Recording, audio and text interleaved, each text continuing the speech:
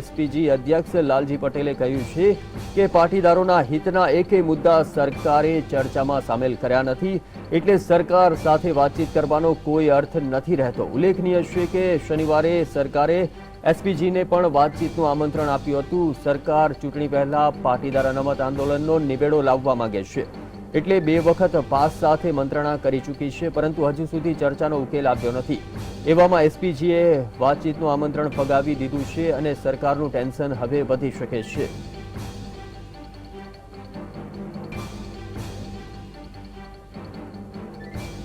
આ અંગે વાતચીત સાથે જોડાઈ ગયા છે અમારી સાથે લાલજી પટેલ, જે એસપીજી અધ્યક્ષ લાલજી પટેલ જીએસટીવી સાથે વાતચીત સાથે જોડાઈ ગયા છે। જે લાલજીભાઈ, જીએસટીવીમાં આપનું સ્વાગત છે। એસપીજીએ વાતચીતનું આમંત્રણ ફગાવી દીધું છે, કયા કારણો આપ કહી શકો છો? કારણ એવું છે કે ગઈકાલે અમારી એસપીજીના પ્રદેશ અધ્યક્ષોની બધા તમામ જિલ્લા તાલુકાના અધ્યક્ષોની મિટિંગ હતી। લગભગ 1000 પાટીદારો ઉપસ્થિત હતા અને એ મિટિંગની અંદર જ્યારે મૌખિક અમને મીડિયા દ્વારા આમંત્રણ મળેલું સરકારનું કે ભાઈ ચર્ચા કરવા માટે અનામત બાબતે જે મુદ્દાની ચર્ચા કરવા માટે સરકારે એસપીજીને આમંત્રણ આપ્યું છે। તો સરકારને ઓલરેડી અત્યાર સુધી અમે પણ અમારા મુદ્દા કઈ લખી આપી ચૂક્યા છીએ। એ સિવાય અનામત આંદોલન સાથે સંકળાયેલી બીજી બધી સંસ્થાઓએ પણ પાટીદાર સમાજને શું જોવે છે એના માટે બધા જ મુદ્દા લેખિતમાં આપી ચૂક્યા છીએ। પણ વારંવાર મિટિંગો કરવા છતાં આજ સુધી એક પણ સરકારે એજન્ડા એક મુદ્દો સ્વીકાર્યો નથી કે એક પણ મુદ્દાનું સોલ્યુશન સરકારશ્રી દ્વારા કરવામાં આવ્યું નથી। તો અમે લેટર લખીને કહેવા માંગીએ છીએ કે પહેલા સરકાર પોતાનું સ્ટેન્ડ ક્લિયર કરે કે પાટીદાર સમાજે શું આપવા માંગે છે, પછી એસપીજીના આગેવાનો સરકારશ્રી જોડે મિટિંગ કરવા માટે તૈયાર છે। લાલજીભાઈ, આપને પૂછવા માંગી છે કયા મુદ્દા છે, શું તમે મુદ્દા વિશે અમને કહી શકો છો? કયા મુદ્દા છે જે તમે સરકાર સમક્ષ મૂક્યા છે? સરકાર સમક્ષ મુદ્દા 5 છે। પહેલો, અનામત કેવી રીતે આપશો પાટીદાર સમાજને। બીજો મુદ્દો એવો છે કે શહીદોને વળતર અને શહીદોને નોકરી કઈ રીતે આપશો। ત્રીજો મુદ્દો છે કે પોલીસ દમનની અંદર જે પણ અધિકારી પોલીસના જવાનો જે લોકો સામેલ હોય એ લોકોને ડિસમિસ કરવા માટે। ચોથો મુદ્દો છે પાટીદાર આયોગ બનાવવા માટે અને 5મો મુદ્દો છે કે જે 20,000થી વધારે પાટીદારો ઉપર પાટીદાર અનામત આંદોલનમાં જે કેસો થયા છે તો કેસો પરત ખેંચવા માટે શું કરશે સરકાર। આમાંથી જે મુદ્દો ક્લિયર કરવા સરકાર માંગતી હોય તો ચોક્કસ એસપીજી મુલાકાત કરશે, પણ એવું કંઈ લાગતું નથી કે સરકાર આમાં પોતાનું સ્ટેન્ડ ક્લિયર કરેલું હોય। લાલજીભાઈ, પૂછવા એ માંગીશ કે પહેલા સરકારે પાસને આમંત્રણ આપ્યું, ત્યારબાદ એસપીજીને આપ્યું, આપ શું કહેશો? આ પાસને આમંત્રણ આપ્યું, પાસના જોડે પણ બે પાટીદારો છે, પાટીદાર દીકરાઓ છે પાસવાળા, તો એમને પણ 2 વખત મિટિંગ કરી, પણ એનું સોલ્યુશન આજ સુધી 1 મહિનો થવા આવ્યું નથી।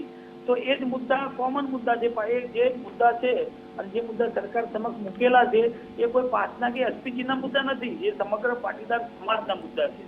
સમગ્ર પાટીદાર સમાજ એક છે, તો સરકારે શા માટે પાસ અને એસપીજીને એકી સાથે વાતચીત માટે ના બોલાવ્યા? કેમ અલગ અલગ બોલાવ્યા? અલગ એટલે સરકારની નીતિ કૂટનીતિ એવી હોય કે ભાઈ બંને અલગ અલગ થાય તો જ સરકારને ફાયદો થાય, એવી સરકારની નીતિ હોઈ શકે।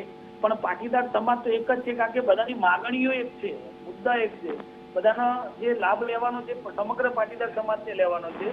તો એની ગમે તે નીતિ હોય, પણ અમે તો સ્પષ્ટ કહી દીધું મને મળવા આવવાની કોઈ જરૂર નથી, કારણ કે જે પણ મુદ્દા આપેલા છે પાટીદાર સમાજના મુદ્દા છે અને એના ઉપર એ લોકો ચર્ચા કરવા અને આપવા માંગતા હોય તો અમે જવા માટે તૈયાર છીએ। લાલજીભાઈ, આપની આગામી રણનીતિ શું રહેશે?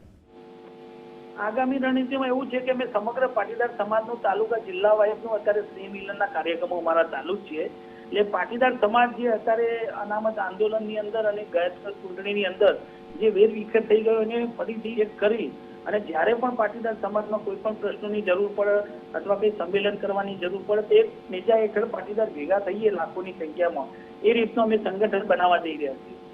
જી લાલજીભાઈ, 2017ની શરૂઆત છે, હજુ 1 વર્ષ રાઈટ વિધાનસભાની ચૂંટણી આડે બાકી છે, ત્યારે આ 1 વર્ષ પાટીદાર સમાજ શું કરશે, કેનો સાથ આપશે આગામી ચૂંટણીમાં?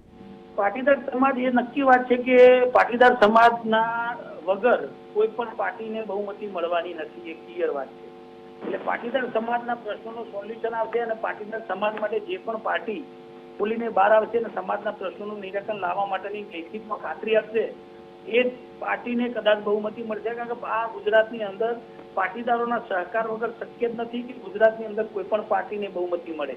તો પાટીદારો અત્યારે અમે એક કરવા જઈ રહ્યા છીએ અને જે કામ અમારું ચાલી રહ્યું છે, રાત દિવસ અમારા યુવાનો મહેનત કરી રહ્યા છે, તો અમે હાલ કામ અમારું એ જ છે કે પાટીદારો એક કરી અને કોઈ પણ પાર્ટીને આપણે પાટીદાર સમાજના આગેવાનની વાત સાંભળવી પડે એવો માહોલ અમે બનાવીશું ચોક્કસ.